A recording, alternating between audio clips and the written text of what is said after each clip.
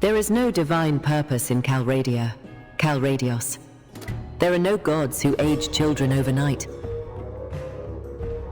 You took 11 years from my daughter.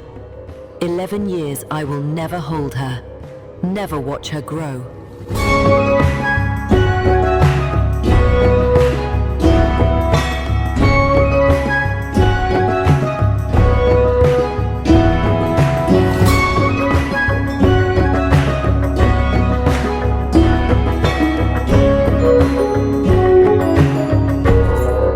All right. Last time we were gathered, I had stolen a castle right in front of a poor woman. Today we are going to raise a city in just 7 days and really torment some minds. This guy's name is Honoratus, which sounds almost as comical as mine. We got to start with this guy today. Let's inform him of our plan to build a city in just a week. Good day, sir. I am Calradios. I come from Tamnu Castle, or whatever those sand dwellers call it. It is my home now. Calradios. By the heavens, the Calradios. The man who made 300 Aserai lay down their arms without so much as unsheathing a blade. I am Honoratus of Clan Mestricaros, governor of this city, for what that's worth at my age. You honor Danustica with your presence. The news of Tamnu reached us only this morning, and already the market squares buzz with it. Tell me, is it true what they say? That the garrison simply surrendered overnight? How does one even accomplish such a thing? Come, sit. You must be parched from the road. Damn, everywhere I go in the Southern Empire they love me. I say, yes, it is all true. I am a prophet, you see. Soon I will create a city from dust, and in only 7 days it will be born. You'll understand one castle was nothing. A prophet? Ha! Now that explains it, doesn't it? 300 men don't lay down their swords because they're tired. They do it because they're terrified of something they can't fight with steel. You got inside their heads. Whether it was visions, whispers in the night, or just the sheer weight of your reputation riding ahead of those cataphracts. I was trained by a frumentarius, you know. The arts of making men believe what serves your purpose. I recognize a master when I see one. But a city from dust in 7 days. Now that I want to see with my own eyes. Where? How? Or is that the sort of thing a prophet keeps mysterious until the miracle unfolds? This dude is Greek as hell, but great for the law. I reply, it will be built right on the border with you and the Aserai. All great religions come from the desert. You will know when it is coming. On the border. You know, from these walls I can see the southern roads stretching toward Aserai lands. Every merchant who passes tells me the desert is swallowing caravans whole. And here you stand, telling me you'll plant a city right in the throat of it. All great religions come from the desert.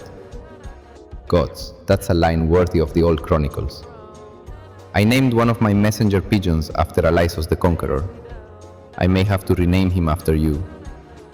But listen, Calradios, prophet, conqueror, whatever you are. Danustica is starving. Our granaries are thin. Our people go hungry even as the Empress sends coin. A city on that border could mean new trade, new supply lines flowing north. So whether your prophecy is divine truth or the most brilliant piece of stagecraft since the fall of the old empire, I want to be there when it happens. What would you need from a young governor with too much ambition and not enough patience? Nothing, mate. Piss off. I decided to head to more Southern Empire keeps after talking with Honoratus. I had a truly mind-altering miracle in mind using the character reload mod that you saw in the intro. If I can find a lord or lady with a child, I can age them overnight, and they will be aware of this sudden growth. Let's find our victims. Fostrom probably has some parents. Let's suss it out. Oh yeah, these two will do. All right, we're going to ease into this one. I say, hi there, I am Calradios. I work for the Southern Empire. You may have heard of me. I thought I would introduce myself. Calradios of Augustus. Heard of you? My friend, half of Calradia has heard of you by now. The man who took Tamnu without drawing a blade. Empress Regear's letters have been enthusiastic on the subject. Welcome to Vostrum. I am Turiados, and this is my wife Justina. You honour my hall with your visit. Calradios. Yes, The name has reached even our halls here in Vostrom. Though I confess the stories grew so quickly, I wondered how much was truth and how much tavern embellishment. A man who takes castles without siege engines. You are welcome here, of course. I trust the road from the south was not too arduous? Oh, you think my work is just that of tavern talk? This one might get dark. I respond with everything they say is true, and I wish to prove it to you, lovely people. I must ask, do you have a child who has yet to reach adulthood? I promise I am not a creep. I am just going to grow them up in a single night. I have a feeling they won't understand or appreciate it. We have 2, in fact. Kalenia is 3, Synesios barely 2. Neither will see adulthood for some years yet. A curious question for a first meeting, my friend. What precisely would you wish to prove, and what does it have to do with my children? My husband has given you the full accounting. Both are, not insignificantly, young Calradios. I find it is rarely idle curiosity that drives a man of your reputation to inquire after other people's children within moments of introduction. What precisely is the investment you have in mind? Here we go, I am going to age them, and we shall see how they react. As a true prophet, however, I have to be somewhat cryptic for what is to come. Time to break the news. I say, when you see them again, they will have aged 10 years. Merry Christmas. I confess I have no idea what you mean by that, nor what Christmas signifies.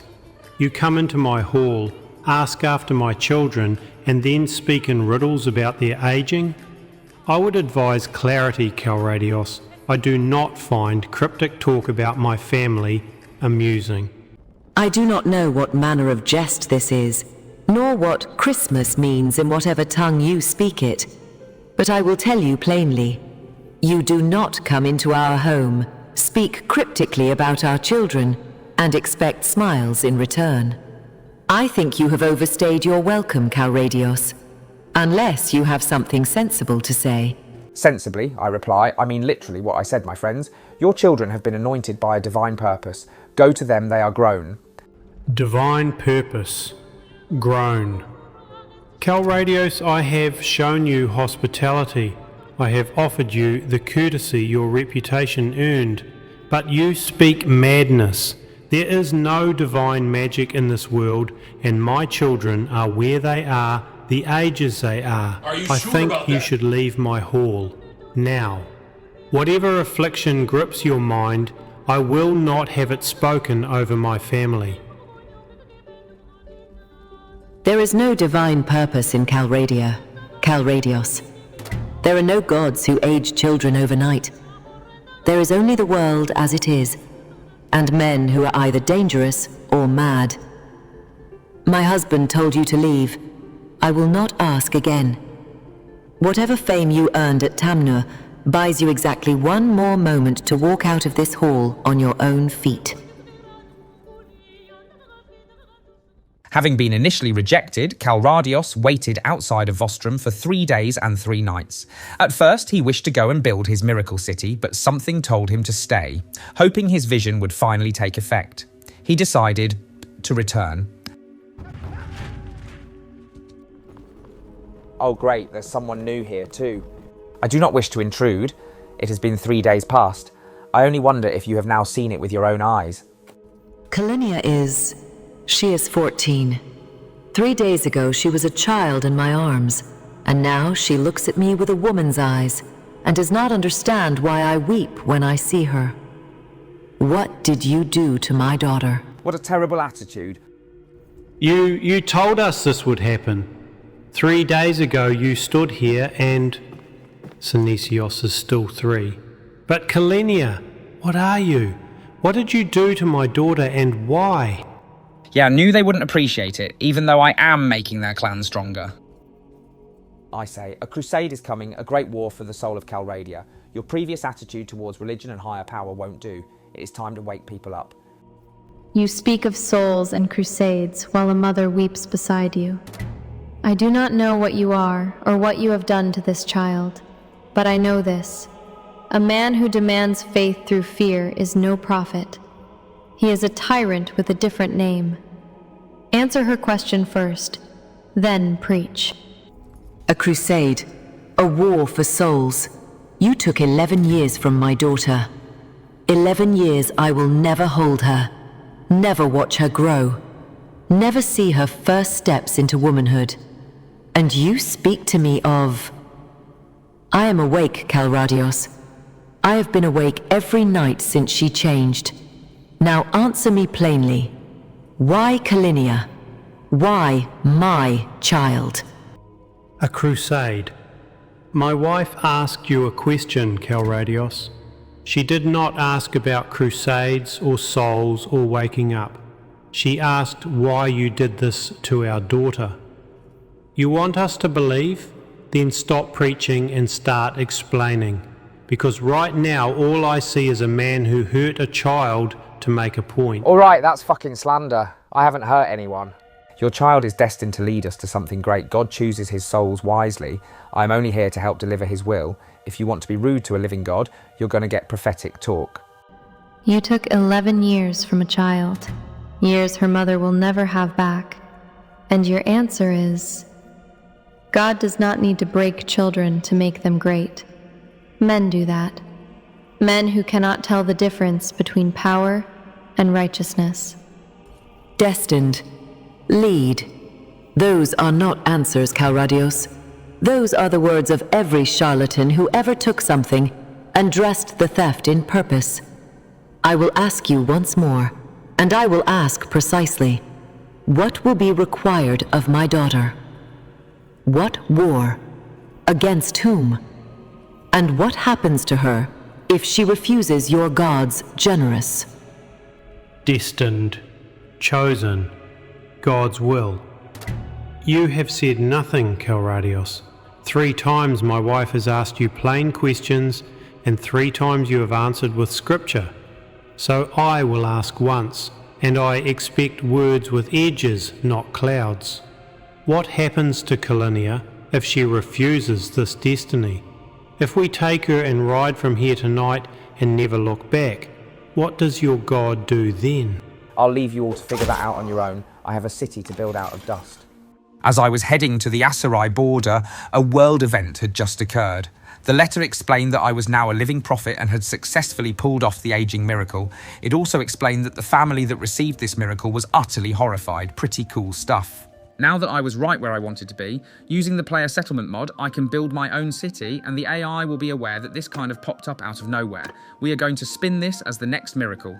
Just need to think of a good name for a city in the desert, and holy shit, not that. We are going to stay in a similar theme and call this bad boy Krak.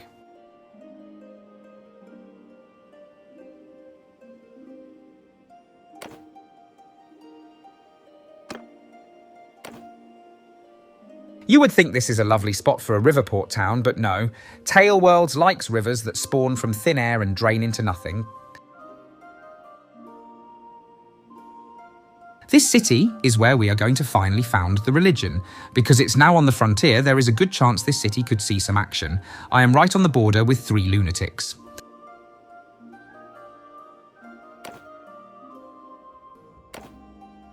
All right, just like that, we are in business. I say we go meet some new neighbours. Mother Regea is our neighbour. Maybe her daughter will be in there. Oh baby, we're in luck. We need good relations with her, so sadly we can't go too crazy. I say, Ira, it's nice to meet you. I am Calradios. I just built a city near Onira on the southern border. We are neighbours. Calradios.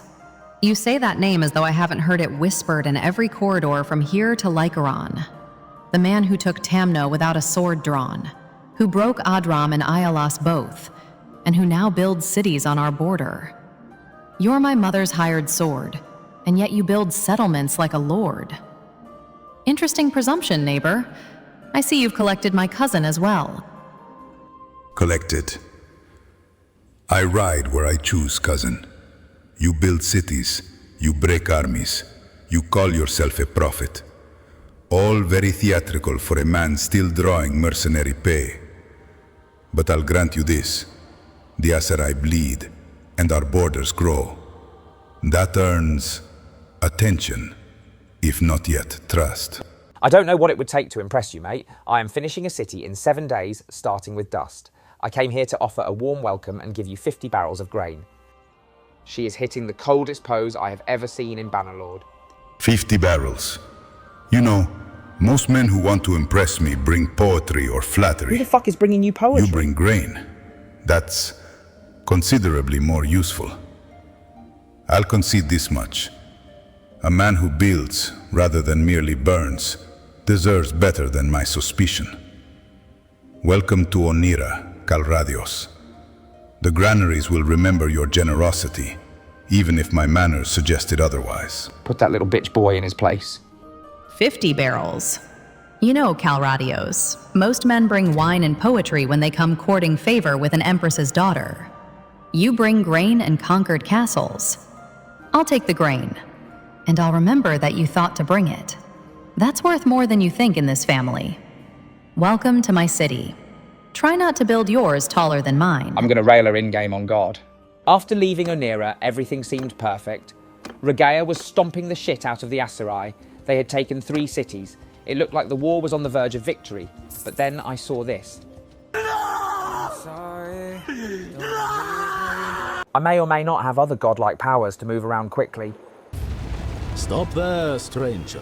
I bid you peace, at least until I find out who you are. Oh baby, an even battle.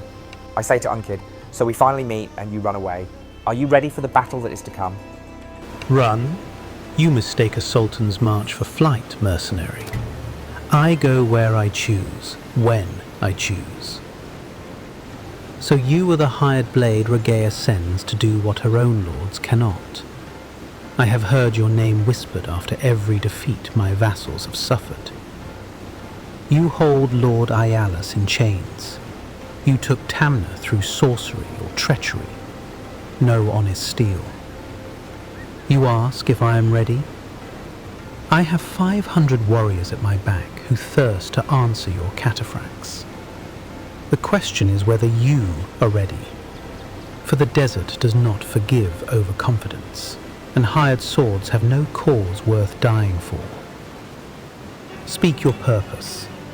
Have you come to fight or to talk? I have built a new city on our border in only 7 days. Krak, I am going to take you there now. And while you sit in the dungeon, I will found my religion above. You build a mud fort in 7 days, and now you are a god. The sun has baked your wits, mercenary. The Sultan of the Aserai does not sit in dungeons. Sultans sit on thrones, or they die in their saddles. There is no third entry in that ledger. Look behind me. Count the banners. 500 warriors against your 300 horsemen.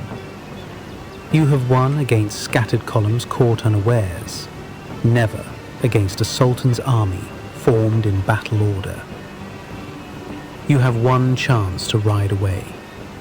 Release Lord Ialus, turn your cataphracts north, and I will let you leave with your profits intact. Refuse, and the sand remembers what becomes of men who reach too far. Choose.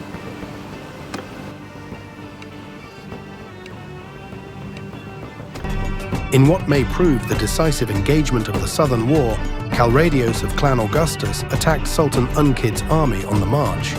Despite being outnumbered, the Sultan commanding 500 troops and having 6 lords at his side, Calradios ordered a headlong uphill charge into the Aserai formation. The gamble paid a bloody dividend. Imperial cataphracts shattered the Aserai cavalry wings in minutes, then seized the high ground themselves. Unkid's desperate orders, first to hold the hill, then to form a defensive circle, could not stem the rout. The Sultan, who swore he would sit on thrones or die in the saddle, now faces the third option he refused to acknowledge. With Unkid himself now broken in the field and Empress Regea rescued, the Aserai realm trembles.